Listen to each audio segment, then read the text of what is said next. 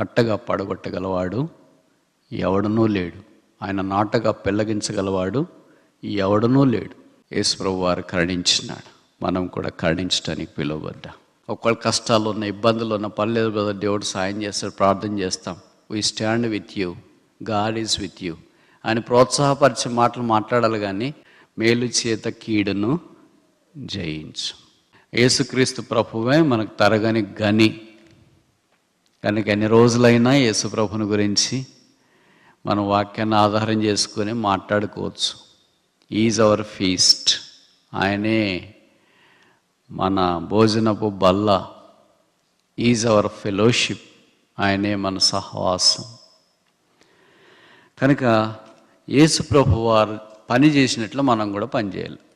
ఏం పని చేశాడు ఆయన? ఒక 5 విషయాలు నేను మీ గమనానికి తీసుకురావాలని కోరుతున్నాను. మొదటిది, క్రియేషన్, సృష్టి చేశాడు. ఆదికాండం 1వ అధ్యాయంలో మనం చూస్తే దేవుడు తాను చేసిన పనిని చూచి విశ్రమించెను. The work of his creation, సృష్టి కార్యం యేసు ప్రభు చేశాడు. దాంట్లో ఏముంది? ఆదికాండం 1:1, జెనసిస్ 1:1, ఆది యందు దేవుడు భూమి ఆకాశములను సృజించెను. ఇక్కడ 5 విషయాలు ఉంటాయి. ప్రతి నాస్తికునికి దేవుడు ఎక్కడున్నాడు అని చెప్పే వ్యక్తికి ఇదొక్కటి చాలు. నేను యూనివర్సిటీలో టీచర్గా పనిచేస్తా. ఒకసారి నాస్తికుడైన ఒక యవనస్తుడు వచ్చి, స్టూడెంట్ వచ్చి నన్ను అడిగాడు, సార్ దేవుడు దేవుడు అని చెప్తున్నారు కదా, దేవుడు ఎక్కడున్నాడో చూయించు అన్నాడు. నేను అన్నాను, నువ్వు బైబిల్ నమ్ముతావా అన్నా. నమ్ముతాను సార్ అన్నాడు. సరే, బైబిల్లో తెరిచిన వెంటనే మొదటి పుస్తకం 1వ అధ్యాయం 1వ వచనంలోనే ఉంది చూడు, చదువు అన్నా. In the beginning God created the heaven and the earth. God అనేది ఉంది, దేవుడు అనేది ఇక్కడ రాసినారు కదా అన్న. 1వ అధ్యాయంలో దేవుడు అనే మాట 32 సార్లు కనీసం ఉంది. ఇంకా నాకు తెలిసి బైబిల్లో ఏ అధ్యాయంలో దేవుడు అనే మాట అన్నిసార్లు లేదంటే తప్పు కాదేమో. కనుక నాస్తికులు, ఓపిక లేనివాళ్ళు, ఎక్కువ చదువుకున్నామని చెప్పేవాళ్ళు, అజ్ఞానులైన జ్ఞానులు, దేవుడు ఎక్కడున్నాడో ఎతకాలని కష్టపడే వారికి 1వ పేజీలోనే జవాబు ఉంది, దేవుడు దేవుడు దేవుడు దేవుడు అని. ఇక్కడ ఉంది కదా, మరి ఇప్పుడు నమ్ముతున్నామండి, ఇక్కడ ఇది పేపర్లో రాశారు కదా సార్, ఫిజికల్గా చూపించండి అన్నాడు. అప్పుడు నేను అన్నాను, కొన్ని పేపర్లో హిందూలో కానీ, ఈనాడులో కానీ, తెలుగు న్యూస్ పేపర్లు అట్లా వస్తుంటాయి. దాంట్లో అమెరికా అధ్యక్షుని గురించో, ఇమ్మిగ్రేషన్ గురించో, భారతదేశపు ప్రధానమంత్రిని గురించో, ముఖ్యమంత్రిని గురించో, కేరళ వరదల గురించో రాసినారు. చదివినావు, నమ్మినావా లేదా? అమెరికా అధ్యక్షుడు ట్రంప్ గారు గెలిచారని రాసినారు, నమ్మేవా లేదా? వెళ్ళి నువ్వు చూడలేదుగా, చూసావా? కేరళలో వరదలు వచ్చినాయని చెప్పారు, వెళ్ళి చూడలేదుగా, చూసావా? రాసింది నమ్మినావుగా. ఒక సామాన్యమైన మనుషులు, విలేకరులు లాంటి వాళ్ళు పేపర్లో రాసిన సంగతులు నువ్వు నమ్ముతున్నప్పుడు, దేవుడు రాసిన బైబిల్ని నమ్మకపోవడం హాస్యాస్పదం. మనుషుడు రాసిందే నువ్వు నమ్ముతున్నప్పుడు దేవుడు రాయకపోవడం నమ్మడం ఏంటి? కనుక నువ్వు ఏ రోజైతే న్యూస్ పేపర్లో రాయబడింది నమ్మలేదో ఆ రోజు నా దగ్గరికి రా, ఫిజికల్గా అప్పుడు నేను దేవుడిని నీకు చూపిస్తా అని చెప్పిన. ఇప్పటిదాకా రాలేదు. We believe so many things that are written on other documents. కానీ దేవుడి దగ్గరికి వచ్చేటప్పుడు మాత్రం కనిపించాలని అడుగుతారు. ఇక్కడ 5 విషయాలు ఉన్నాయి. మొదటిది, in the beginning speaks of the time. ఇది సమయాన్ని గురించి మాట్లాడుతుంది. ఎప్పుడు, వెన్, దానికి జవాబు ఏంటంటే ఇన్ ద బిగినింగ్. రెండవ విషయం ఏంటంటే హూ, ఎవరు, జవాబు ఏంటి? గాడ్, దేవుడు.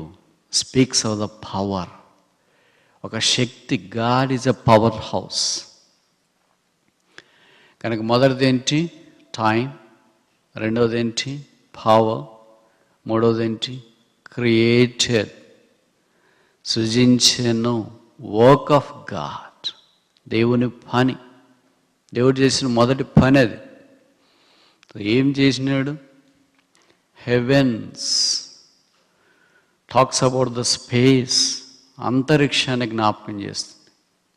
ఐదవది ఆఖరిది ఎర్త్, భూమి. కనుక మీరు ఇచ్చిన theme heaven on the earth is return in the very first book, first chapter, first verse. In the beginning God created heaven and earth. కనుక అక్కడే రెండు పదాలు ఉన్నాయి, పరలోకం, భూమి. భూమి ఒక మ్యాటర్, ఫిజికల్ సైన్స్ ప్రకారం చెప్పాలంటే 5 విషయాలు కనిపించినాయా? మొదటిది ఏంటి? టైం, ఆది యందు. రెండవది ఏంటి? పర్సన్, పవర్, వ్యక్తి, శక్తి. మూడవది ఏంటి? క్రియేటెడ్, వర్క్, పని. నాలుగవది ఏంటి? హెవెన్, స్పేస్, అంతరిక్షము. ఐదవది ఏంటి? ఎర్త్, మ్యాటర్, ఒక పదార్థం. ఈ 5 లేకుండా is there any science?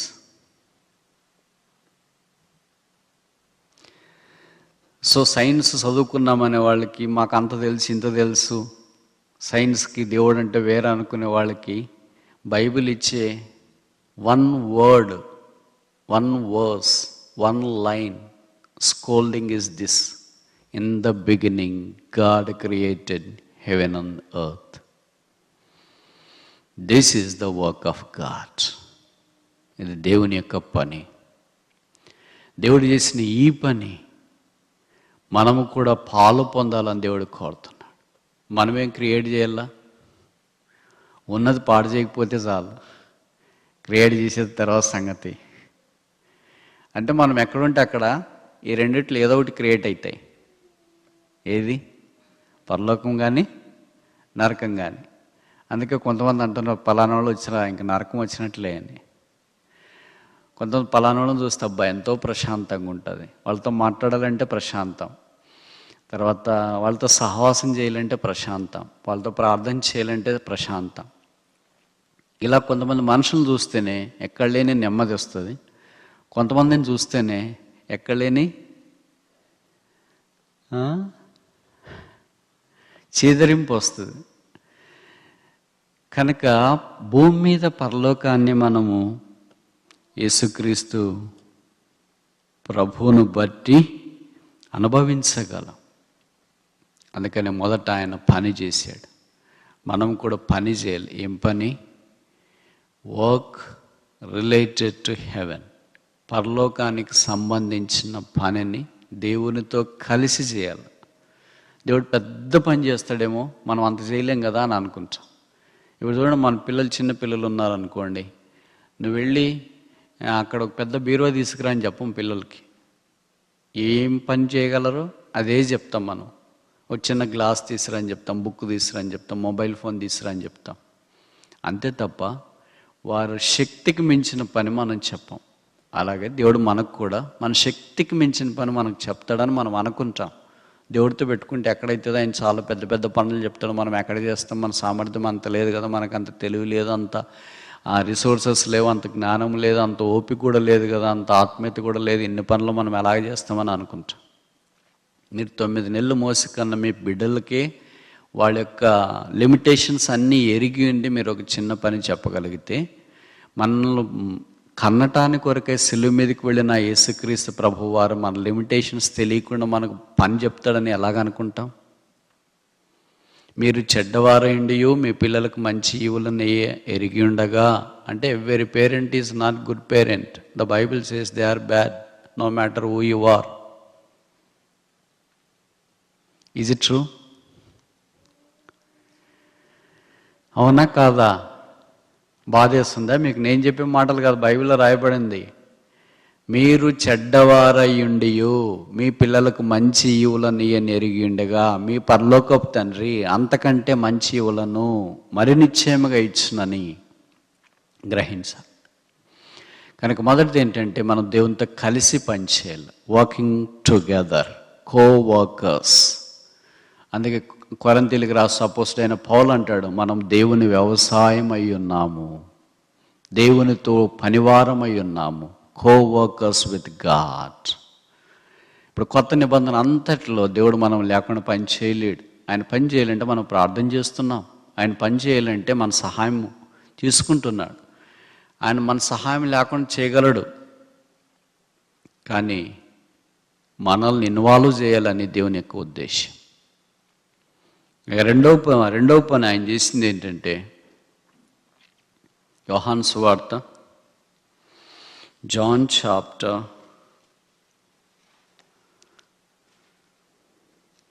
10 verse 36. John 10:36. యోహాను 10:36.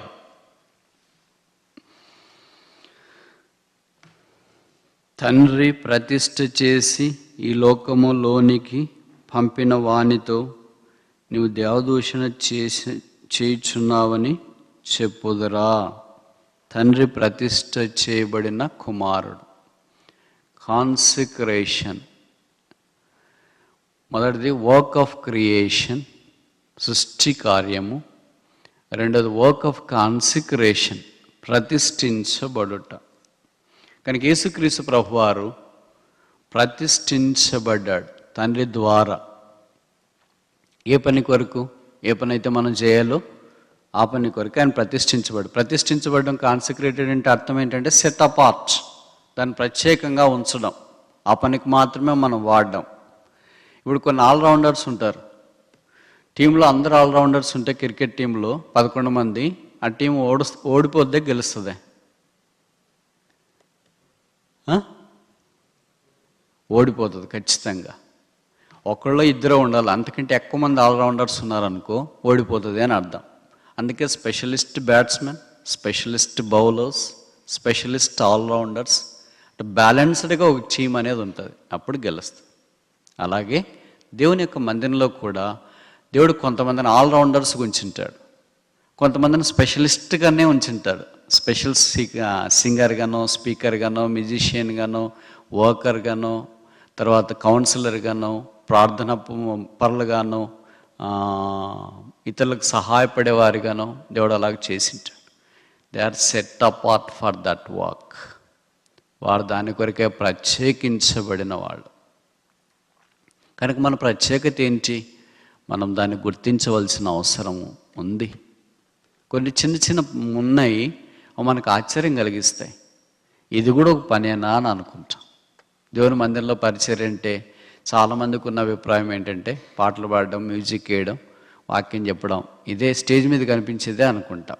మన శరీరంలో 2 రకాలైన అవయవాలు ఉంటాయి. మొదటి రకం ఏంటంటే కనబడని అవయవాలు, రెండవ రకం ఏంటంటే కనిపించే అవయవాలు. కనిపించే అవయవాలకు ఉదాహరణ ఏంటి? కళ్ళు, కాళ్ళు, చేతులు, ముక్కు, పెదవులు, పళ్ళు, అది ఇలాంటివన్నీ కనిపించే అవయవాలు. కనబడని అవయవాలు ఏంటి? గుండె, ఊపిరితిత్తులు, కాలేయము, ఇంకేంటి కిడ్నీ, మూత్రపిండాలు, ఇవన్నీ. దీంట్లో ఏది విలువైంది? కనిపించేదే కనపడందే? కనపడింది విలువైంది, కనిపించేది విలువైంది కాదు. ఒక చేయి లేకపోయినా బతకొచ్చు, ఒక కన్ను లేకపోయినా బతకొచ్చు, ఒక కాలు లేకపోయినా బతకొచ్చు, ఒక చెవి లేకపోయినా బతకొచ్చు, ఒక గుండె లేకపోయినా బతకడం వీలవద్దా? వీలవద్దా కాదా? కనుక మనం చాలాసార్లు ఏమనుకుంటామంటే కనబడే వాళ్ళని చూసి అబ్బా వీళ్ళు లేకపోతే అస్సలు బతకలేము అనుకుంటాం. అదేం కాదు, మీరు లేకపోతే మేము బతకలేము అంటే అర్థం ఏంటి? కొంతమంది కనబడకుండా రహస్యంగా పనిచేసేవాళ్ళు సంఘంలో ఉంటారు, కొంతమంది కనబడేటట్లు పనిచేసే వాళ్ళు కూడా సంఘంలో ఉంటారు. దేవుడు వాళ్ళని దాని కొరకు ప్రతిష్ఠిస్తాడు, కొంతమందిని దీని కొరకు దేవుడు ప్రతిష్ఠిస్తాడు. కనుక ప్రతిష్ఠించేది consecration, setting apart for a specific task and work is a ministry of God. అది దేవుడు ప్రత్యేకించినాడు, అది మనం గమనించాలి. ఉదాహరణకి మనం ఉదయం లేచిన వెంటనే ముఖం చూసుకుంటాం, బాగుందా లేదని. ఎప్పుడు చూసుకునే ముఖమే, ఏం పెద్ద మారిండదు. నిన్నటికి ఈరోజుకి ఏం మారుతుంది? అయినా అలవాట్లు మానుకోవడం చాలా కష్టం. చెడ్డ అలవాట్లు మానుకోవడం ఇంకా కష్టం. దాంట్లో ఇలాంటివి ఈ చెడ్డగా అనిపించదు, మంచిగా అనిపించదు, ఆత్మీయంగా అనిపించదు, భౌతికంగా అనిపించదు. బట్ రొటీన్ హ్యాబిట్స్ ఇవి చాలా కష్టంగా ఉంటాయి. ఆ మధ్యలో నేను ఒక జోక్ చదివినా. ఉదయం లేస్తే భార్య పడక మీద ఉందంటే, ఇంకా భర్త ఏదో పనులన్నీ ముగించుకొని వచ్చాడు. ఆ పడక మీద ఉండి మేకప్ చేసుకుంటుందండి. ఏంటమ్మాయి పడక మీద ఉండి మేకప్ చేసుకుంటున్నావు, కనీసం వెళ్ళి వాష్రూమ్కి వెళ్ళి పనులన్నీ ముగించుకొని తర్వాత కదా నువ్వు మేకప్ చేసుకోవాలంటే, ఉండు మేకప్ చేసుకున్న మొక్కం నాకు పాస్వర్డ్గా పెట్టాను ఐపాడ్కి ఫోన్కి, మేకప్ చేసుకోకపోతే అది ఓపెన్ కావట్లేదు, మధ్యలో నువ్వు పానకలో పొడక మాదిరి వచ్చేసి అంటున్నావు.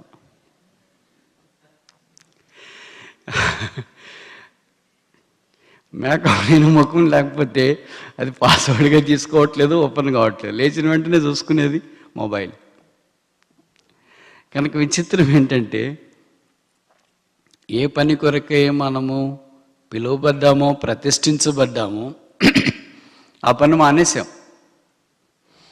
ఏదైతే ప్రతిష్ఠించబడకుండా దేనికైతే మనం ప్రతిష్ఠించబడలేదో దాన్ని మనం కావాలని అనుకుంటా ఉంటాం. కనుక విషయం ఏంటంటే కనబడని అవయవాలు, కనిపించే అవయవాలు. కనిపించే అవయవాలు ఇప్పుడు ముఖానికేమో డెకరేషను రకరకాలుగా అన్నీ వచ్చినాయి కదా, ఫేషియల్ అన్నీ వచ్చినాయి. మన హృదయానికి రోజు గుండె ఎన్నిసార్లు కొట్టుకుంటుంది?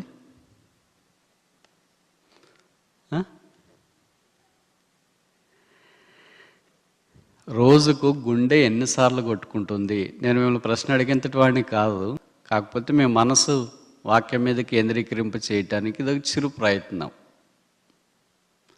రోజుకు గుండె ఎన్నిసార్లు కొట్టుకుంటుంది?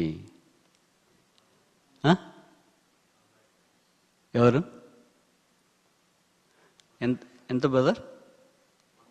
1,00,000 అంటే నిమిషానికి దాదాపు 70-72 సార్లు. రోజుకి అయ్యేటప్పటికి 24 గంటలకి 1,00,000 సార్లు కొట్టుకుంటాం. రోజుకు 1,00,000 సార్లు కొట్టుకుంటే 365 రోజులకి ఎన్ని లక్షలు? మీకు లక్షలు అంటే తెలియదు కదా, మిలియన్స్ అనాలేమో. అలాగా ఒక 50 సంవత్సరాలు 100 సంవత్సరాలు బతుకుతాం అనుకోండి, ఎన్నిసార్లు కొట్టుకుంటుంది గుండె?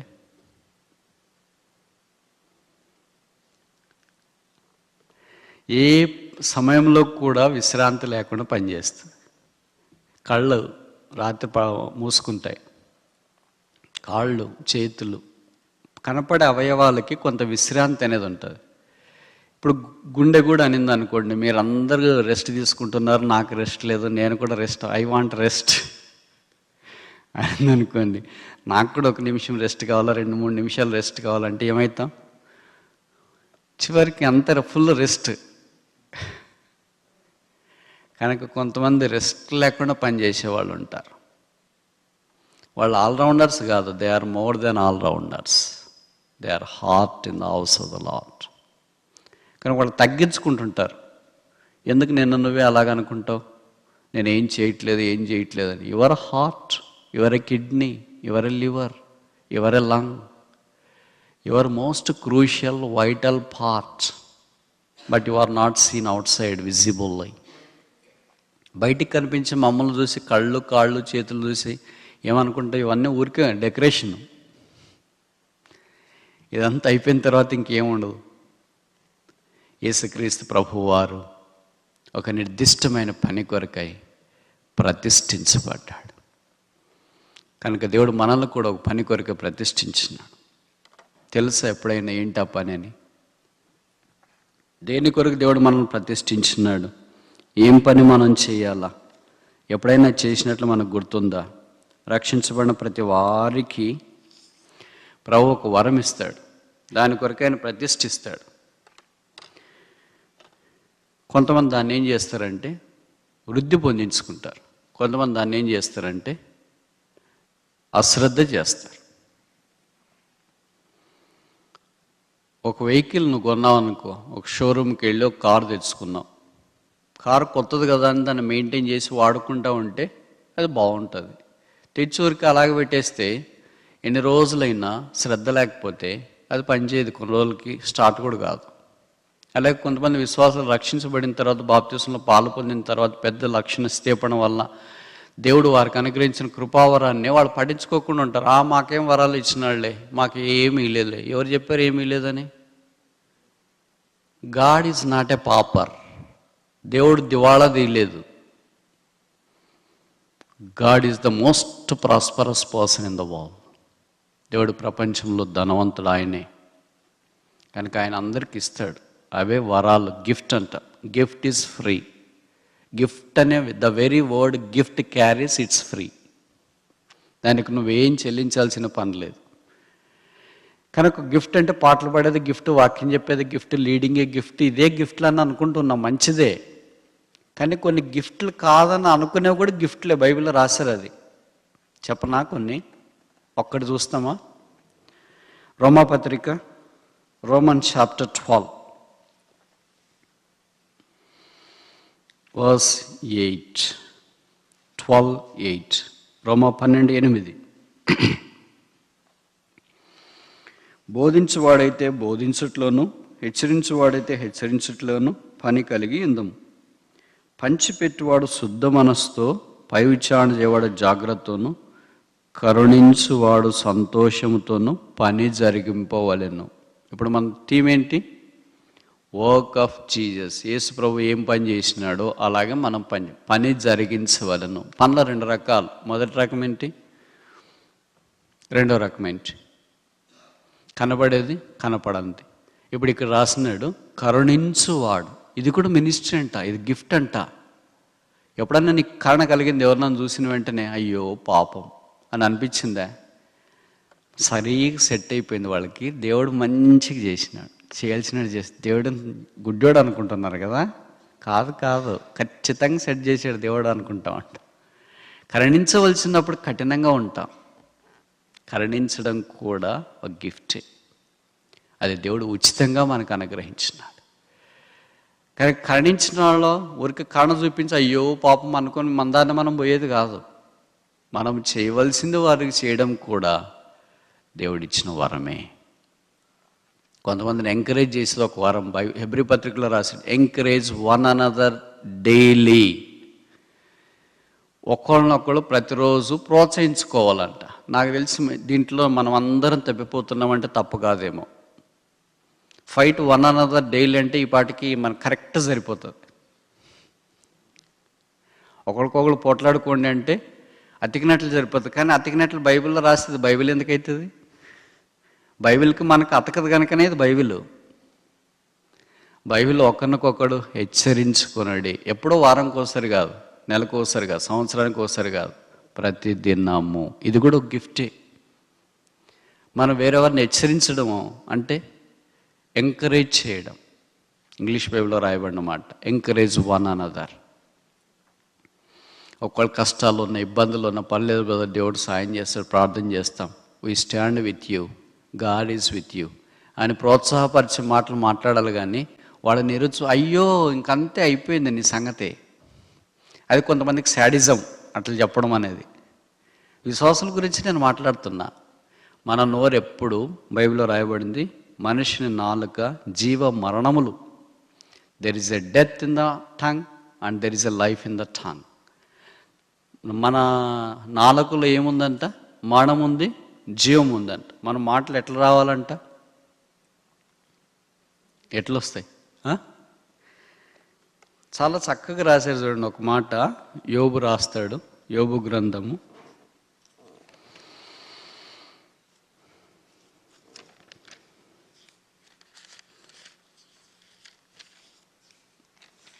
29:22. Job chapter 29 verse 22. యోబు 29:22. నేను మాటలాడిన తర్వాత వారు మారు మాట పలకకుందిరి, గుత్తులు గుత్తులుగా నా మాటలు వారి మీద పడాను. తెలుగు ఎంత అందంగా ఉంది చూడండి. ఎట్లా పడిందంట? మర్చిపోయారు అనుకుంటా కదా ఈ పదాలు మీరు ఇక్కడికి వచ్చేసి. గుత్తులు గుత్తులు అంటే ద్రాక్ష పండ్లు ఎలాగుంటాయో అట్లా ఒకదాని తర్వాత ఒకటి. ఇంక తీసుకోవటానికి, ఏరుకోవటానికి శక్తి చాలదు. వేరువేరుగా పడితే ఏరుకోవాలి. గుత్తులు గుత్తులు పడితే ఇంక ఏరుకునేది ఏముంది? యోబు మాట్లాడితే అలా గుత్తులు గుత్తులుగా పడ్డాయంట. ఒక విశ్వాసం మాట్లాడితే అలా ఇతరులకు ప్రోత్సాహం, పురికొల్పు గుత్తులు గుత్తులుగా పడాలి. కడుపు నిండిపోయేటట్టు ఇంక చేత కాదు బదలు, ఇంక చేత కదక్క, చాలండి అనేటట్టుగా. కానీ కరుణించడం అనేది దేవుడు మనకిచ్చిన కృప. వర్క్ ఆఫ్ జీసస్, యేసుప్రభు వారి యొక్క పని. దావీదు కుమారుడా నన్ను కరుణించమని కేకలేస్తే యేసుప్రభు, నేనెందుకురా నిన్ను కరుణిస్తాను, నువ్వు ముందే గుడ్డోడు, నేనెందుకురా నిన్ను కరుణిస్తాను, నీకు ముందే కుష్ఠరోగి అని దాటిపోయాడా? యేసుప్రభు వారు కరుణించినాడు, మనం కూడా కరుణించడానికి పిలువబడ్డా. 2 పనులు చూసిన. మొదటిది ఏంటి? క్రియేషన్, సృష్టి పని. రెండవది ఏంటి? కాన్సిక్రేషన్, ప్రతిష్ఠించబడిన పని. మూడవది చూస్తామా?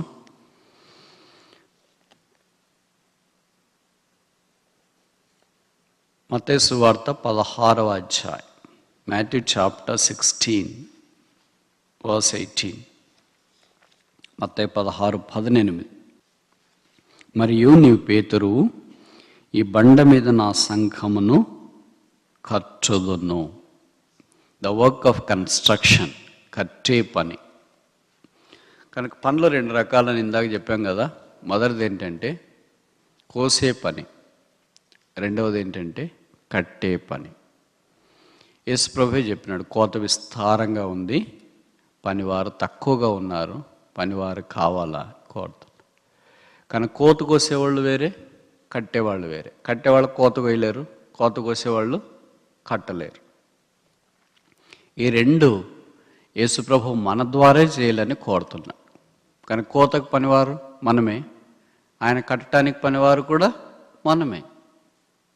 కో లేబరర్స్, కో వర్కర్స్.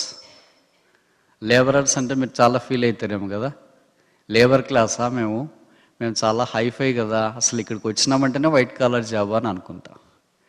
కానీ యేసుప్రభు మనకు ఒక పేరు పెట్టారు 20వ అధ్యాయం మత్తయి సువార్తలో, కూలివానరు. కనుక మన తెలుగులోనైతే కరెక్ట్ నాటక సూటిగా ఘాటిగా ఉంటుంది, కూలోడు అని అర్థం. ప్రతి క్రైస్తవుడు ఎవరంటే ఎవరు?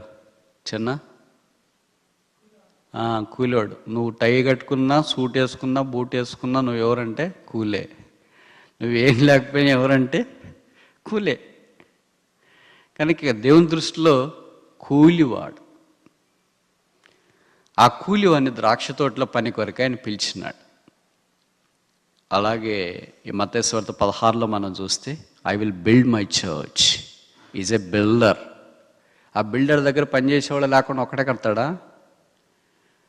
మామూలుగా బిల్డర్స్ ఉంటారు కదా, వాళ్ళ దగ్గర ఎంతోమంది పనిచేసేవాళ్ళు ఉంటారు. టీమ్, కో వర్కర్స్, కో లేబరర్స్.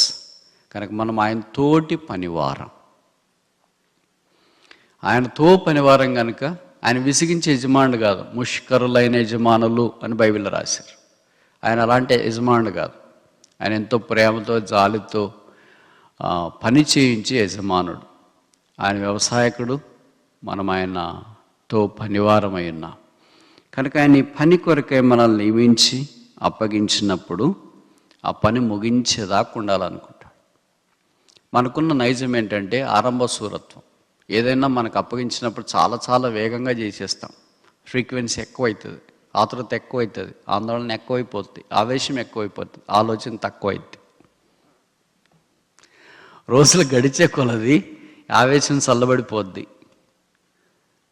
ఆశ చల్లబడిపోద్ది, ఆలోచన ఎక్కువైపోద్ది, తర్వాత పూర్తిగా ఆసక్తి కూడా తగ్గిపోద్ది. నీ ఇంటిని కూర్చున్న ఆసక్తి నన్ను భక్షించుచున్నది. ఆసక్తి ఉండేవాళ్ళు పని చేస్తారు, ఆసక్తి లేని వాళ్ళు పని చేయలేరు. నెహెమ్యాను దేవుడు కట్టడానికి కొరకు తీసుకొని వచ్చినాడు గోడలు.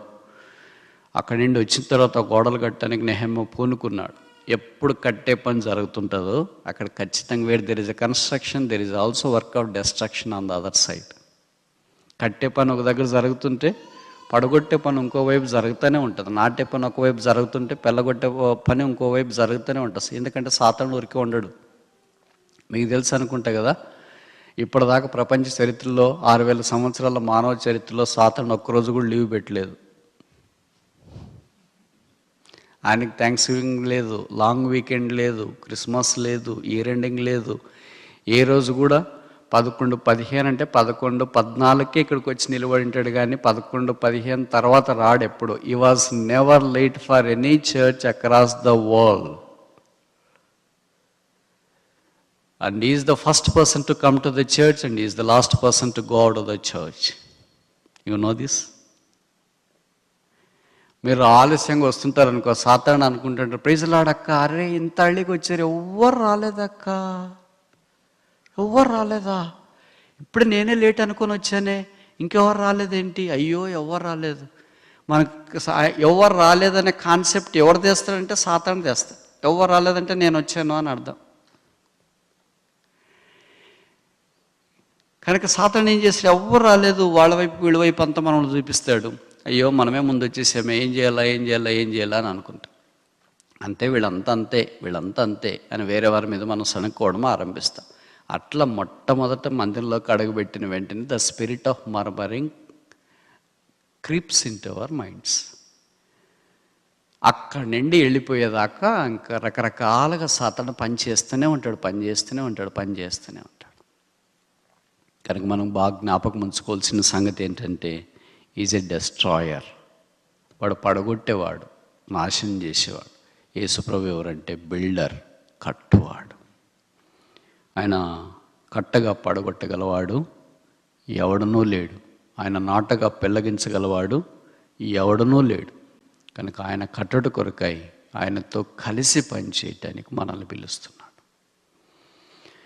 హెవెన్ ఆన్ ద ఎర్త్, భూమి మీద పరలోకం, యేసుప్రభు చేసిన పనిని గురించి మనం నేర్చుకోవటానికి ఆరంభించిన మొదటి పని ఏంటి?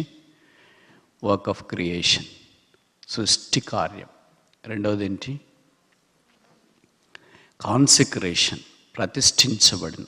మూడవది ఏంటి? కన్స్ట్రక్షన్. నాలుగవది ఏంటి? క్రూసిఫిక్షన్.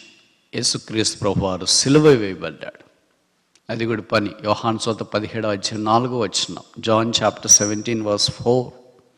తండ్రి, చేయుటకు నీవు నాకు ఇచ్చిన పనిని భూమి మీద సంపూర్ణముగా నేను నెరవేర్చి నిన్ను మహిమపరచితిని.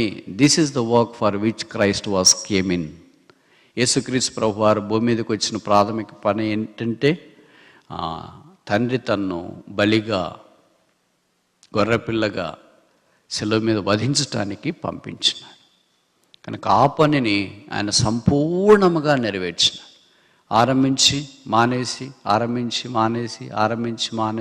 అట్లా ఇన్కన్సిస్టెంట్గా ఉండడు. ఎప్పుడు మనకి ఎప్పుడు ఏముంటుందంటే నిలకడ ఉండదు, కన్సిస్టెన్సీ ఉండదు. ఒక వారం ఎంతో ఆత్మీయంగా ఉంటాం, ఒక నెల ఎంతో ఆత్మీయంగా ఉంటాం, ఆ తర్వాత ఇంకొక వారం మనకంటే ఘోరమైన పాపాలు చేసేవాళ్ళు ప్రపంచంలోనే లేరనేటట్లు అయిపోతాం. Is it me who has phenomenally changed? అంతగా ఆ నెలకి ఈ నెలకి ఇంత మారింది నేనేనా? నువ్వే. Because there is no consistency. క్రైస్తవుడికి చాలా ప్రాముఖ్యంగా ఉండాల్సింది ఏంటంటే కన్సిస్టెన్సీ, నిలకడ, స్థిరమైన మనస్సు. అందుకే దావీదు అంటాడు, స్థిరమైన మనస్సు నాలో నూతనముగా పుట్టించు. ఈ సిలువ ద్వారానే స్థిరమైన మనసు వస్తుంది. సిలువ కార్యం మన మనసులో లేదనుకో, మన జీవితంలో పని చేయట్లేదు అనుకో, when there is the work of cross is not walking in us, then inconsistency always takes driver seat. నిలకడ లేని స్థితి మన జీవితాన్ని నడిపిస్తూ ఉంటుంది. నిలకడ చాలా ప్రాముఖ్యం. నువ్వు ఒక తీర్మానం చేసిన తర్వాత, ఒక పరిచయం అప్పగించబడిన తర్వాత, ఒక పని దేవుడు నీకు ఇచ్చిన తర్వాత దాంట్లో నిలకడ కలిగి ఉన్నాడు అంతం వరకు. దాంట్లోనే మనం కొనసాగాలని కోరబడుతున్నాం. ఏదో కొంతకాలం మనకు నచ్చినంతకాలం, నచ్చిన విధానంలో, నచ్చిన పద్ధతుల్లో చేసి ఆ తర్వాత మనము నిలకడ తప్పించడం దేవుడికి ఇష్టం లేదు. అందుకే కొరింథీయులకు రాసిన మొదటి పత్రిక 15వ అధ్యాయం ఆఖరి వచనంలో అన్నారు, కాగా నా ప్రియ సహోదరులారా, విత్ ఇన్ ద బ్రాకెట్ సహోదరులారా, ప్రభు కార్యాభివృద్ధి యందు ఎప్పటికీ ఆసక్తులయ్యుండుటి. దేవుడు అంటే, దేవుని కార్యం అంటే ఆసక్తి కలిగిన వారితో దేవుడు పని చేయగలడు. ఆసక్తి లేని వారితో దేవుడు పని చేయలేడు. ఇంట్రెస్ట్ అంటాం దాన్నే మనం. ఎవరితో ఇంట్రెస్ట్ ఉంటుందో వాళ్ళు పని చేస్తారు, కానీ ఎవరికి ఇంట్రెస్ట్ లేదో వారితో దేవుడు పని చేయలేడు. యేసుప్రభువే అన్నాడు, నీ ఇంటిని కూర్చున్న ఆసక్తి నన్ను భక్షించుచున్నది.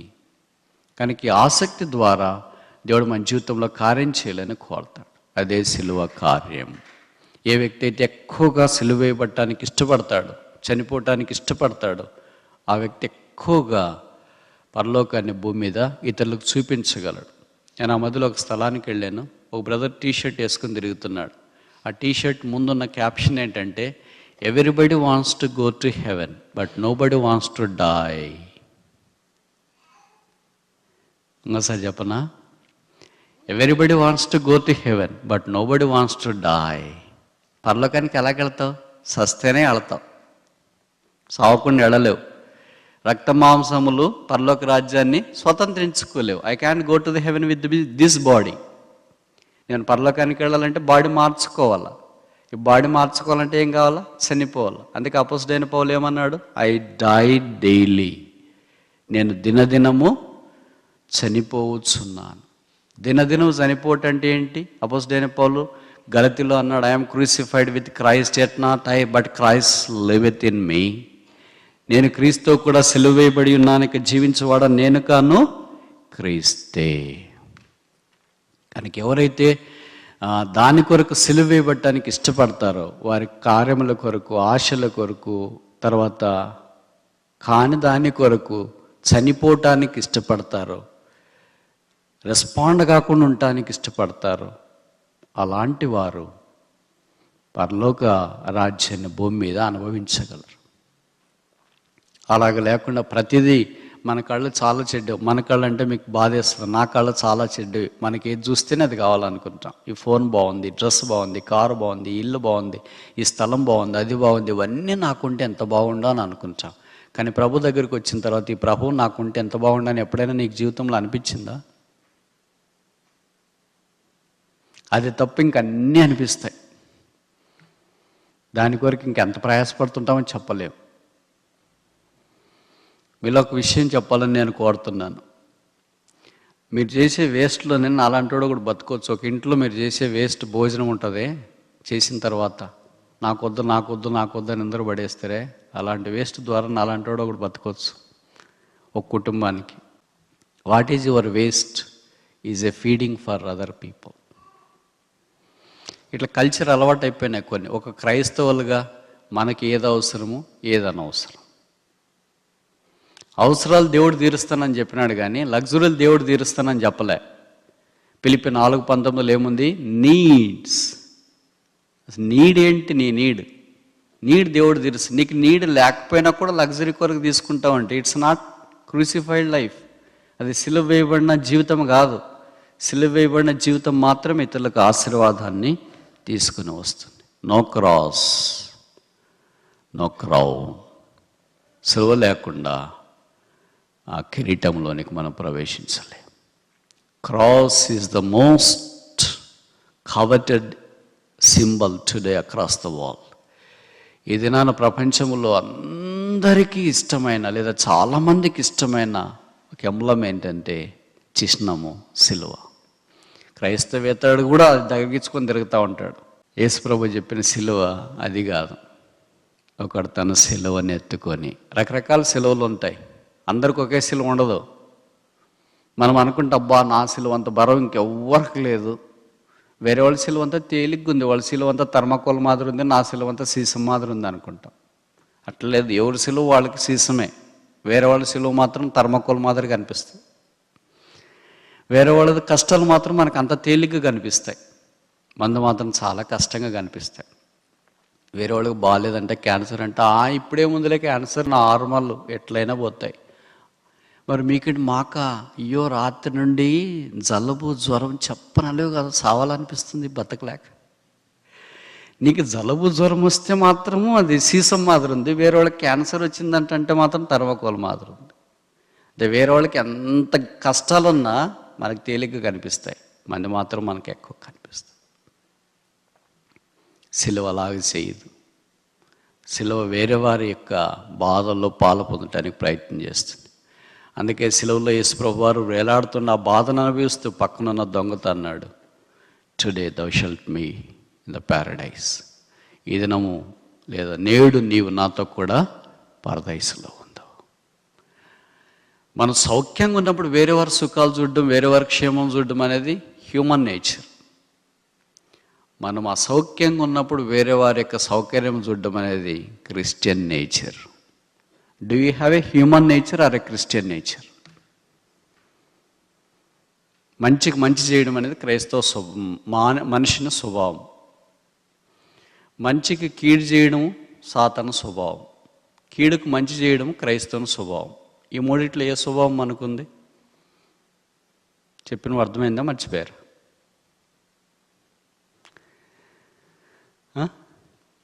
మంచికి మంచి చేస్తాం మనం అంట. నేను మంచోడికి మంచోడు, మీరు మంచుకున్నంత దాకా నేను మంచుకుంటా, మీరు మంచికి లేరనుకో ఇంకా నాళ్ళకు మీదేసుకొని వస్తా అంట. క్రైస్తవుడు అలా కాదు. అందుకే రోమపత్రికలో పౌలు అన్నాడు, మేలు చేత కీడును జయించు. 5వ చూసి ముగిస్తామా? హెబ్రీ పత్రిక 2:9. హెబ్రీ 2:9. దేవుని కృప వలన ఆయన ప్రతి మనుష్యుని కొరకు మరణం అనుభవించినట్లు దూతల కంటే కొంచెం తక్కువవాడుగా చేయబడిన యేసు మరణం పొందినందున మహిమా ప్రభావములతో కిరీటము ధరించిన వానినిగా ఆయనను చూచుచున్నాము. కారోనేషన్, కిరీటదారి. This is the climax of a Christianity. ఆయన మరణం అనుభవించినాడు. Both cross and crown are mentioned in this verse. ఆయన మరణం ఉంది, ఆయన కిరీటం ఇక్కడ మనకు కనిపిస్తుంది. కనుక ఎవరైతే ఆయన మరణంలో పాలు పొందే అనుభవంలోనికి వస్తారో వారు ఆయన కిరీటంలో పాలు పొందే అనుభవంలోనికి తీసుకురాబడుతున్నారు. కనుక పరలోక రాజ్యం యేసుక్రీస్తు ప్రభువే, ఆ గొర్రెపిల్లే దేవాలయం, ఆయనే వెలుగు. ఆయనతో పాటు మహిమరాజు సన్నిధిని మకుటధారులై అంటే కిరీటధారులై వాళ్ళు కనిపిస్తున్నారు. కిరీటం కలిగిన వానిగా మనం ఆయన చూస్తున్నాం. That is our hope. అదే మన నిరీక్షణ, శుభప్రదమైన నిరీక్షణ. ఈ దినాన మనకి ఏమి లేకపోయినా ఓ దినాన మనం ప్రభుతో పాటు ఆ కిరీటం కలిగిన వారుగా ఆయన మనం చూస్తాం, ఆయన వల్లే ఉంటాం, ఆయనతో ఉంటాం. అప్పుడు ఈ లోకంలో మనకున్నట్లు ఆదివారం, సోమవారం, మంగళవారం ఇలాంటి ఏం టైం టేబుల్ ఉండదు. సాఫ్ట్వేర్ కంపెనీలు ఉండవు, కష్టాలు నష్టాలు ఏముండవు. సదాకాలం ఆ పరలోక రాజ్యంలో ఉంటాం. Where there is no death, మరణం లేని రాజ్యం. దాని కొరకు దేవుడు మనల్ని సిద్ధం చేస్తున్నాడు. 5 విషయాలు చూసాం ఆయన పనిలో. మొదటిది క్రియేషన్, సృష్టి. రెండవది కాన్సిక్రేషన్, ప్రతిష్ఠించబడుట. మూడవది కన్స్ట్రక్షన్, నిర్మాణం, పని కలిగి ఉండుట. నాలుగవది క్రూసిఫిక్షన్, సిలువ వేయబడే అనుభవం. 5వది కారోనేషన్, CORANATION, కిరీటదారులుగా మార్చబడ్డ. కనుక దేవుడు మనల్ని అలాంటి కిరీటంతో అలంకరించి తన కుమారులుగా కుమార్తెలుగా సింహాసనం మీద కూర్చుండబెట్టి 1000 ఏండ్ల పరిపాలనలో ఆయనతో పాటు పాలించే ప్రజలుగా చేయాలని కోరుతున్నాడు. ఆహా, దేవుని బుద్ధి జ్ఞాన బాహుళ్యములు ఎంత దొడ్డవి.